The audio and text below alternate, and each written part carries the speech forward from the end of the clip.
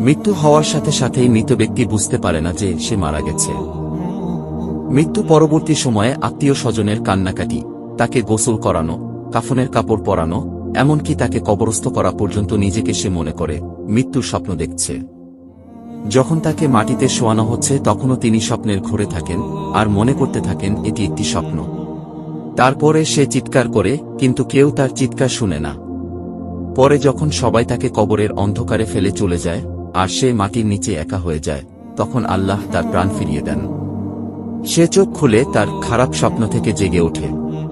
প্রথমে তিনি খুশি এবং কৃতজ্ঞ হয় এই কারণে যে তিনি যা দেখছিলেন তা কেবল একটি দুঃস্বপ্ন এবং তিনি এখন ঘুম থেকে জেগে আছেন।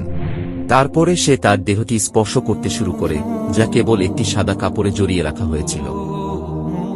তখন সে অবাক হয়ে বলতে থাকে, আমার শার্ট কোথায়, আমার প্যান্ট কোথায়? এবং সে আরও অবাক হয়ে বলতে থাকে, আমি কোথায়, এই জায়গাটি কোথায়, সর্বত্র ময়লা মাটির গন্ধ কেন, আমি এখানে কি করছি? অতঃপর সে বুঝতে শুরু করে যে সে ভূগর্ভস্থ এবং তিনি যে অভিজ্ঞতা নিচ্ছেন তা স্বপ্ন নয়। এবং সে আরও বুঝতে পারে যে তিনি সত্যিই মারা গেছেন।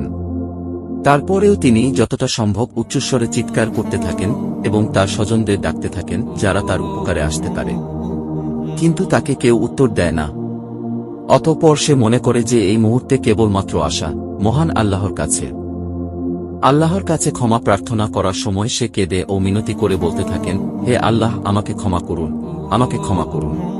তিনি একটি অবিশ্বাস্য ভয় নিয়ে চিৎকার করেন যা তার জীবদ্দশায় তিনি এর আগে কখনো অনুভব করেনি।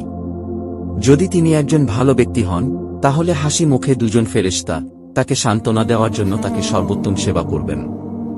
আর যদি সে খারাপ লোক হয় তবে দুজন ফেরেশতা তার ভয় আরও বাড়িয়ে দেবে এবং তাদের কুরুচিপূর্ণ কাজ অনুসারে তাকে নির্যাতন করবে। আমরা জীবনে বহুবার বোবায় ধরা স্বপ্ন দেখে থাকি। আমরা কথা বলতে চাই কিন্তু বলতে পারি না, চিৎকার করতে চাই কিন্তু চিৎকার করতে পারি না, পাশের লোকদেরকে ডাকি কিন্তু তারা তা শুনতে পারে না। তখন ভয়ে দম বন্ধ হয়ে আসার অবস্থা হয়। এমন সময় কেউ হয়তো এসে ধাক্কা দিয়ে জাগিয়ে দেয়। মৃত্যুর পরের অবস্থা অনেকটা এরকমই। মৃত ব্যক্তি সব দেখতে পারেন, আপনজনদের কান্নাকাটি, দাফন কাফনের আয়োজন সব দেখতে পারেন, কিন্তু সেই বোবায় ধরা স্বপ্নের মতো তিনি নিরুপায় হয়ে সব দেখতে থাকেন। মৃত্যুর শুরু থেকে তার জীবনে ঘটে যাওয়া সমস্ত ঘটনাবলী তিনি দেখতে থাকেন ভয়ঙ্কর স্বপ্নের মতো। হে আল্লাহ, আমার সমস্ত গুনাহগুলো ও আমার মা বাবা, স্ত্রী, সন্তান এবং আমার পরিবার এবং বন্ধুবান্ধব সকলের গুনাহ ক্ষমা করুন। হে আল্লাহ, যতক্ষণ না আমি খাঁটি ঈমানদার বান্দা এবং আপনার সাথে দেখা করার জন্য প্রস্তুত না হই, ততক্ষণ পর্যন্ত আমার জীবন গ্রহণ করবেন না। হে আল্লাহ, আমাদেরকে হেদায়েত করুন।